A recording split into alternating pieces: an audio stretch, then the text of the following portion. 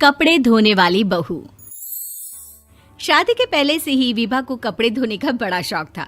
कभी नल के नीचे तो कभी तालाब के पास। अरे मेरी नीली वाली लुंगी नहीं दिख रही है। विभा की अम्मा, कहाँ रखी है लुंगी? अरे वो तो विभा ने परसों ही धोकर रखी थी आपकी अलमारी में, देखो वहीं होगी। वो ना मैंने आज धो दी, मुझे लगा कि गंदी हो गई होगी। अरे कैसे गंदी हो गई थी? उसे तो मैंने पहना भी नहीं। हे भगवान, इस लड़की के कपड़े धोने की आदत से परेशान हो गया हूँ मैं। जितना तो घर में राशन नहीं आता, उससे कहीं ज्यादा डिटर्जेंट पाउडर का खर्चा है। इसकी शादी करवा दो, शादी जाए अपने घर में ही करे काम, फिर चाहे घर के कपड़े धोने हो या पूरे गांव के।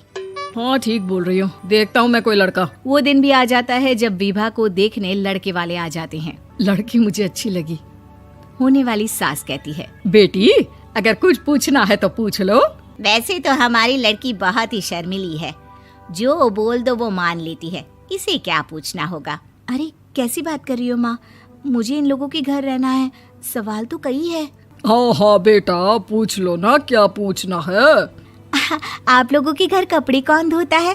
सास का मुंह बन जाता है। देखो, अगर तुम ये कहना चाहती हो कि तुम्हें कपड़े धोने नहीं आते तो सुन लो, कपड़े मैं ही धोती हूँ, लेकिन तुम्हारे आ जाने के बाद मैं रुमाल तक नहीं धोऊंगी। अरे चुप रहना भाग्यवान, बहू बेचारी घर आई नहीं, उसे डराना शुरू कर दिया। वो क्या है ना बिटिया, अभी तक तो ये कल्लू की माँ ही धोती थी, लेकिन अब तुम्हारे पापा तो दहेज में वॉशिंग मशीन देंगे ही। तभी विभा की माँ बोल पड़ती है, सवाल भी पूछा तो क्या। वैसे भाई साहब, मशीन की तो फिर भी कपड़े धोने की कैपेसिटी होती है। मतलब जो बिटिया दे रहे हैं ना विभा, इसे कपड़े धोने का बहुत शौक है। ये आप लोगों के क्या, आस पड़ोस गांव मोहल्ले सबके कपड़े धो दे और उफ तक ना करे। बाहर देखा नहीं आपने कितने कपड़े सूख रहे हैं? सब हमारी बिटिया ने ही तो धोए हैं। बस भी करो ना माँ, शर्म आ रही इतनी तारीफ सुनकर। और तो और एक दाग निकाल कर दिखाओ तो मान जाओ। हाँ अच्छा, माफ करना बेटा, मैंने गलत समझा। हमें तो रिश्ता बहुत पसंद है। और ऐसे जुड़ जाता है रिश्ता कपड़े धोने का शौक रखने वाली विभा का। उसकी शादी हो जाती है कोयला फैक्ट्री में काम करने वाले कल्लू के साथ। शादी के बाद अचानक विभा चिल्लाती हुई सास के पास आती है। सासू माँ, अरे सासू माँ कहाँ है आप? ये तो धोखा है, धोखा दिया आप लोगों ने मुझे।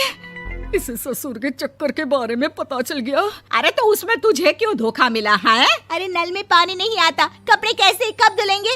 अच्छा, तू पानी नहीं आ रहा उसकी बात कर रही है।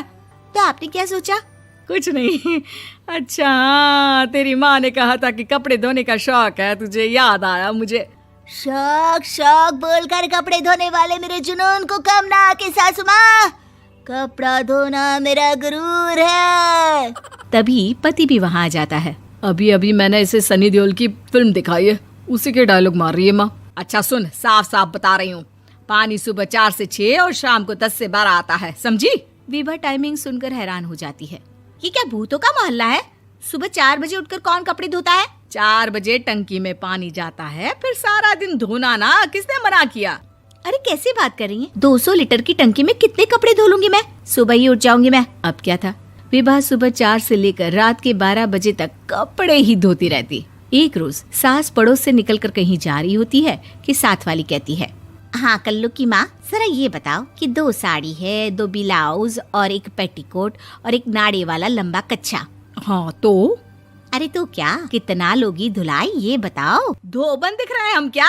हमारे पति सरकारी नौकरी से अभी रिटायर हुए हैं और बेटा सुपरवाइजर है कोयला फैक्ट्री में। धोबन समझ रखा है हमें। हाय रे कल्लू की अम्मा, माफ कर दो, वो तो मोहल्ले में यही सब बता रहे थे कि तुमने बहू को कपड़ा धुलवाने के काम में लगा दिया है। सास को पड़ोसन की बात सुनकर गुस्सा आ जाता है। वो घर पहुंचती है जहां घर के बाहर ही इतने सारे कपड़े सूख रहे होते हैं जितने कि किसी धोबन के घर पर। अरे ओ कल्लू की दुल्हन, बाहर निकल। माँ जी यहीं आ जाओ, बाथरूम में चादर धो रहे हैं हम। अरे अभी हम धोते हैं, तुमको बाहर निकलो। ये आस पड़ोस वाले बोल रहे हैं कि हम बहू से कपड़े धुलवा कर उसे कपड़ा धोने वाली बना दिए हैं। अरे छोड़ो ना माँ जी, किन लोगों की बातों में आती हो? आस पास के लोगों का तो काम ही होता है कि वो किसी तरह सास बहू को लड़ा दे। बहू सारे घर के कपड़े धोती है, ये क्या कम है? बोलिए। सास को भी लग जाता है कि वो बहू का ये सनकीपन नहीं छुड़वा सकती, इससे अच्छा है कि खुद ही चुप हो जाए। एक रोज सास और बहू मंदिर जाते हैं, जहाँ सास की साड़ी वहाँ खड़ी भीख मांगने वाली से मिलती है। माँ जी क्या बात है, आपकी साड़ी उस भिखारन से कितनी मिल रही है ना? हाँ हाँ देखो तो, दोनों की साड़ी मिल रही है। क्या बात है कल्लू की अम्मा, तुम खुद को तो अफसर की बीवी बताती हो और ऐसी सिंपल सी प्लेन साड़ी पहनकर घूमती हो। सिंपल और प्लेन नहीं है ये साड़ी। तो क्या सोने के धागे से फूल बने हैं? कुछ भी सासू माँ, कुछ भी। हाँ बने थे इस साड़ी में सोने के धागे से फूल। मेरे पति लेकर आए थे मद्रास से स्पेशली मेरे लिए 10,000 की। ताहे भाई साहब इस भिखारन के लिए भी सेम टू सेम साड़ी लेकर आए होंगे 10,000 की। सास उस वक्त तो कुछ नहीं कहती, लेकिन बहू के साथ घर आती है और अलमारी से एल्बम निकाल कर लाती है। ये साड़ी देख रही है, ये वही साड़ी है जिसे मैंने अभी पहना था। इस साड़ी में ये जो चमकदार फूल दिख रहे हैं ना, ये सोने के धागों से काढ़े गए हैं। लेकिन तू लोकल वॉशिंग मशीन ब्रश से घिस घिस कर सारे फूलों को निकाल कर साड़ी प्लेन कर दी। मुझे माफ कर दीजिए सासू माँ। और तो और, जब मैंने तुझे तेरी गलती के लिए कुछ नहीं कहा, लेकिन तूने तो सबके सामने मेरा मजाक ही बना दिया। क्यों? बहू को समझ में आ जाता है कि अब से उसका कपड़े धोना बंद।